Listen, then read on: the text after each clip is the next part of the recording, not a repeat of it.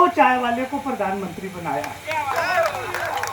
3 बार दबाए, तीनों बार प्रधानमंत्री बना के छोड़े। आप थोड़ा सा आनंद के साथ सुनिएगा। हर विषम परिस्थिति में जो अनुकूलता निकाल ले, स्थितियाँ चाहे जैसे भी हो, तो वो आदरणीय होता है। मैं आपको बताता हूँ, जुड़िएगा। लड़के ने कहा, पापा हमारी क्लास की मैडम बहुत कंटाप है, एकदम ब्यूटीफुल है, खूबसूरत है।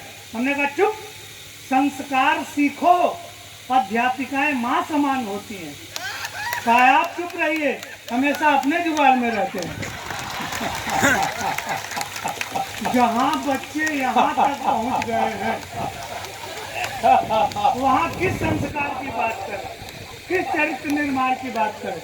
और हमारा बिहार, हम आनंद में रहते हैं किसी परिस्थिति में, चाहे कोई भी स्थिति हो, हम अपना उत्सव आनंद त्यागते ही नहीं। बिहार इसलिए प्रसिद्ध है। हर विषम परिस्थिति में हमारे दादा जब 85 वर्ष के हो गए तो यमराज का मिस कॉल आया कि आपका कार्यकाल पूरा हो गया, चलिए। तो हमने कहा दादा अंतिम इच्छा हो कोई तो बताओ, काशी नवा दें या फिर आपको दर्शन करा दें। बिहार का, हिंदुस्तान का बुजुर्ग, मृत्यु करीब है, यमराज सामने खड़े हैं, अपनी अंतिम इच्छा बताता है। शुरू करता हूँ, आप बहुत अच्छा सुन रहे हैं, सुनिए। कि मेरे खानदान के बड़े बुजुर्ग दादा बोले, प्रतिदिन गंगा में नहाना चाहता हूँ मैं, और बाकी बचे जीवन को भोले की शरण जाके राम राम जप के गंवाना चाहता हूँ मैं। कि जैसे तैसे मेरी बीत गई है जवानी, आशाराम सा बुढ़ापा ना बिताना चाहता हूँ मैं। और मेरी अंतिम इच्छा है बस एक बार राधे माँ को गोद में उठाना चाहता हूँ। हम आपको ऐसे ही निर्मल भक्ति भाव के सुनाएंगे और आप इसी आनंद के साथ सुनिए हमेशा। ये तो अनिल को देखने के बाद लग जाता है, जिसका पोता ऐसा उसका दादा कैसा होगा। हमारा पूरा खानदान अद्भुत है। आज तक किसी ने नौकरी नहीं की और कोई भूखों नहीं मरा, जितने मरे सब खा के मरे। हमने नौकरी कर, कोई मूर्ख नहीं पैदा हुआ हमारे खानदान में, सब जन्मजात विद्वान है। हमारे पिताजी सर बहुत गाली देते थे, गांव में बिना मतलब के गाली दे। अच्छा, लोग जो माफ कर दे कि पंडित जी हैं, बुजुर्ग हैं, जाने दो, और वो बहस बहस के गरियाए, जो भी दरवाजे से गुजरे उसको गरियाना शुरू कर दे।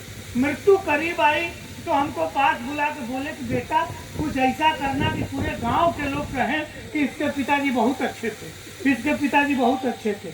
अब बताइए, जिसके बाप ने जीवन भर पूरे गांव के लोगों को गाली दी, वो क्या करे कि पूरा गांव कहे कि इसके पिताजी बहुत अच्छे थे। पिताजी मर गए, उनके मरने के बाद हम 2 भाई हैं, लाठी लेकर उसी चौतरे पे बैठते हैं, जो भी उधर से गुजरता है दौड़ा के पीटते हैं और गाली भी देते हैं। पूरा गांव कहता है इससे अच्छे तो इसके पिताजी थे जो केवल गाली देते थे, तो दौड़ा के पीटता भी है।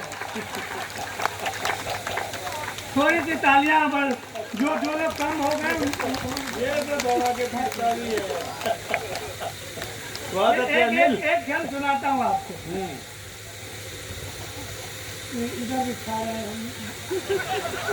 नहीं है तो हमारे बिहार की ये परंपरा नहीं। नहीं सर, हम पहले पंडित को खिला के तब खाते हैं, ये हमारा संस्कार है। पहली बार देख रहे हैं कि ब्राह्मण को दिखा दिखा के खा रहे हैं। हम दिखा दिखा के कभी नहीं खाते, हम तो बुलाते हैं पंडित को खिला लेते हैं तब खाते हैं। हाँ, आप सुनिए, एक हम और सुना। मंगलम मरणम यत्र, शास्त्रों में ये युक्ति है कि जहाँ का मृत्यु भी मंगलदायी है। केवल हमारे भारत में ये हमारी संस्कृति है, हमारा परंपरा है कि हमारी परंपरा में कोई मर जाए और अपनी पूरी आयु भोग के मरे तो हम गाजे बाजे के साथ उनकी अंतिम यात्रा में जाते हैं। ये पूरे विश्व में नहीं होता, केवल भारत में होता है। हम आपको एक मृत्यु से हाथ सुनाते हैं। गाँव में 1985 के बाद बिजली आई, टेलीविजन खरीदा गया और बाबूजी टीवी देखने बैठ गए। सुनिए कि नया नया टीवी जब घर में खरीदा गया, हाथ में रिमोट ले पसर गए बाबूजी। बैठने बैठने और पसरने में अंतर है। सर आप जैसे बैठे हैं इसको बैठना बोलते हैं, और आप जैसे बैठे हैं इसको पसरना बोलते हैं। तो वो पूरा फैल के नहीं, ये गलत नहीं है। कोई जैसे सशक्त व्यक्ति होता है मुखिया टाइप का, तो वो अपने आप को दिखाने के लिए सोफे पे पसरता है, तो घर का मालिक पसर के बैठता है, इसमें कोई दिक्कत नहीं। आप बस शब्दों से जुड़िए, आपको बहुत आनंद आएगा, कोई दिक्कत नहीं। आप व्यक्ति को मत दिखाइए, हम तो समझ जाते हैं। मैंने पहले ही कहा था कि नया नया टीवी जब घर में खरीदा गया, हाथ में रिमोट ले पसर गए बाबूजी, और 4 बजे भोर से ही धर्म की बात सुन आस्था की नदी में उतर गए बाबूजी। वसन विहीन तन तरुणी का देख देख केस रंगवा कर संवर गए बाबूजी। टीवी भी टीवी देखने की चक्कर में ब्लड प्रेशर बढ़ा तो गुजर गए बाबूजी। अच्छा सर संपादक जी, हम कवियों का प्रेम देखिए। हम माइक से कह रहे हैं गुजर गए बाबूजी, राठी जी कह रहे हैं बहुत अच्छे बहुत अच्छे।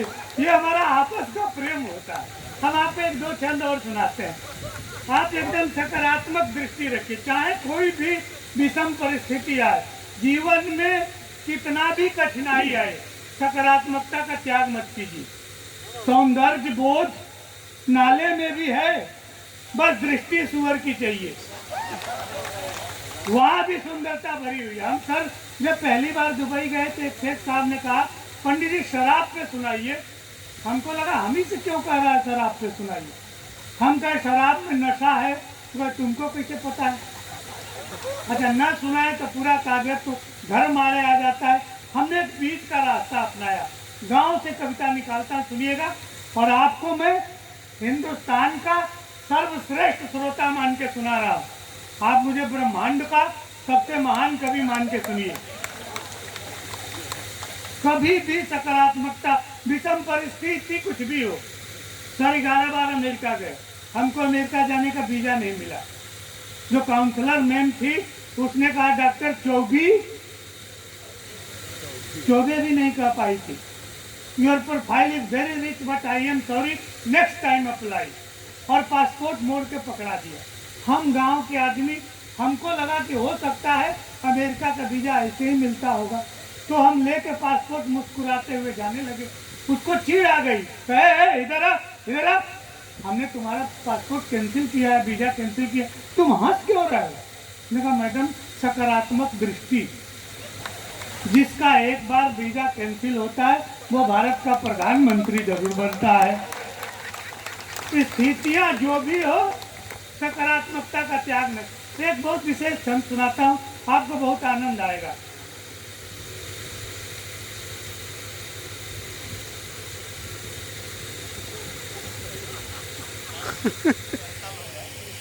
हाँ नहीं, वो आप उनको मोबाइल दिखा। देखिए सर, ये लोग बहुत बड़े कवि हैं, लेकिन आपके किसी काम नहीं आएंगे। नहीं, लेकिन जब भी आप काशी घाट किनारे आएंगे, हम हमेशा आपके काम आएंगे। थोड़ी देर हमको सुन लीजिए, हम बहुत बड़े कवि हैं। हाँ सर सुनिए, फोटो मत खींचिए, फोटो क्या है, अब वो उम्र नहीं रही कि कोई फोटो खींचे। ये छंद सुनिए, हाँ श्रृंगार से हाथ सुनिए, बस 2 छंद सुनाऊंगा जी। ये मुझे तो लग रहा है कि इधर कोई आदमी बनाने की फैक्ट्री लगी हुई है। 4 जाते हैं, 5 और निकलने शुरू हो जाते हैं। थोड़ी सी तालियां बजा दीजिए। हाँ बहुत बढ़िया सुना, कोई दिक्कत नहीं, उनका भी काम है, बीच बीच में आते हैं। शर्ट नया खरीदा है आज उन्हें, तो दिखाना पड़ता है ना कि कोई नहीं है। सुनिए एक क्षण ये सुनिए।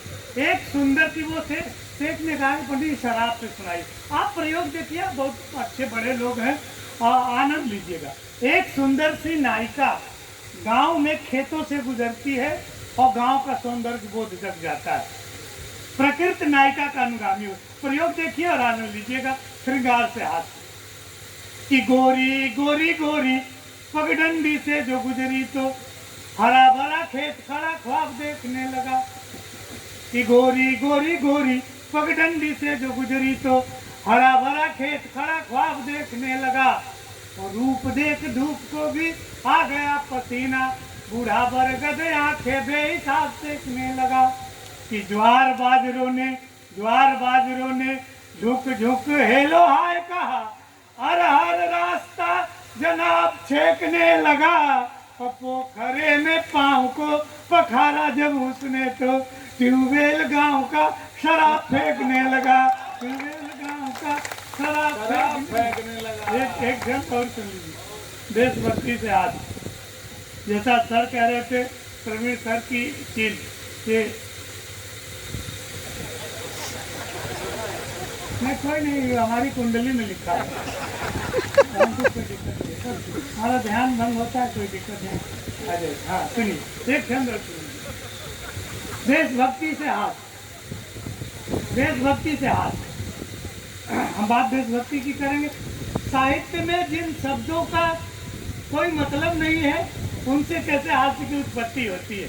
अपना ये पड़ोसी देश चाइना, ये हमेशा दृष्टि लगाए रखता है डोकलाम के प्रति, सिक्किम के प्रति। थोड़ी सी ताली बजा दीजिए, कोई नहीं होता है। ये शाश्वत यज्ञ, शास्त्रों में शब्द ब्रह्म की उपासना को शाश्वत यज्ञ कहा जाता है। और अनादिकाल से जब यज्ञ होते हैं तो बीच में निशाचर प्रेत आ ही जाते हैं, उसमें कहीं कोई है, ये पहले तो शास्त्रों में इसकी है। आप सुनिए,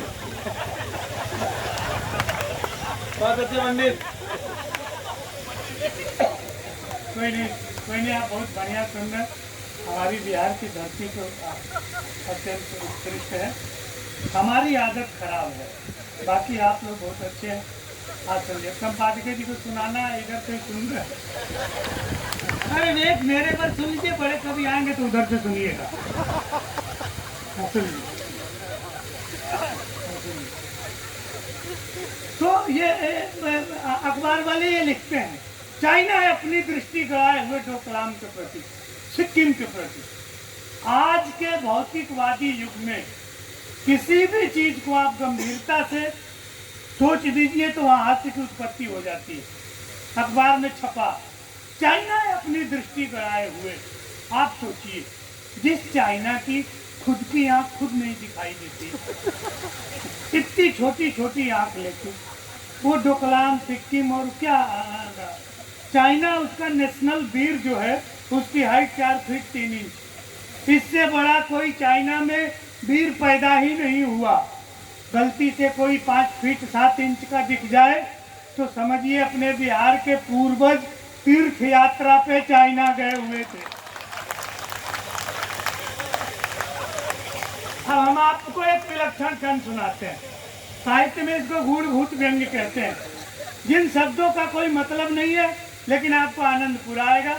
बस एक क्षण सुन लीजिए कि बटन सी आंख बीच चाइनीज नाक तेरी, बटन सी आंख बीच चाइनीज नाक तेरी, ढाक में सुराख कर देंगे लाल माओ के। और एक बात जीन पिंग ठीक से समझ लेना, कोट में गुलाब नहीं दाढ़ी वाले ताऊ के। कि बटन सी आंख बीच चाइनीज नाक तेरी, ढाक में सुराख कर देंगे लाल माओ के। और एक बात जीन पिंग ठीक से समझ लेना, कोट में गुलाब नहीं दाढ़ी वाले ताऊ के। ड्रैगन के परदादा कालिया के फन पर कथक किए थे लघु भ्राता बलदाऊ के। तो कान खोल सुन लेना, बाप ही लगेंगे हम, हिजिंग पिजिंग क्लिंग चिंग चांग चाऊ के। और सर ये अंतिम क्षण सहिष्णुता का जितना बड़ा उदाहरण हमारे देश में है, हमारे सनातन में है, विश्व में कहीं भी नहीं है। मैं एक ही अंतिम क्षण सुनाता हूँ। केवल भारत ही एक ऐसा देश है जहाँ किसी नारी की रक्षा के लिए कोई गिद्ध आतताई से युद्ध करता है, वरना विश्व के इतिहास में कहीं नहीं लिखा गया है कि किसी नारी की अस्मिता को बचाने के लिए कोई पक्षी, कोई गिद्ध किसी आतंकवादी से युद्ध किया हो। ये केवल हमारे यहाँ है। सेतु बनाने की परंपरा सबसे पहले हमारे यहाँ है। हमने नल नील ने राम सेतु बनाया, उसके बाद से पूरे विश्व में पुल बनने शुरू हुए हैं, कहीं नहीं। एक छोटा सा बस ये 4 अंतिम पद्य में अपना स्थान ग्रहण करता हूँ और आपका आशीर्वाद मांगता हूँ कि नारी की रक्षा को जिद्ध भी युद्ध, नारी की रक्षा को जिद्ध भी युद्ध, जहाँ निज शक्ति यथा करते हैं, तो सेतु बना करके नल नील, शुरू जहाँ सेतु प्रथा करते हैं, कि औषधि ला हनुमान जहाँ रघुवीर की दूर व्यथा करते हैं, धन्य है भारत देश जहाँ पर कागु भी राम कथा करते हैं, धन्य है भारत। देखिए पंडित जी के काव्य पाठ पर आनंद आया ना।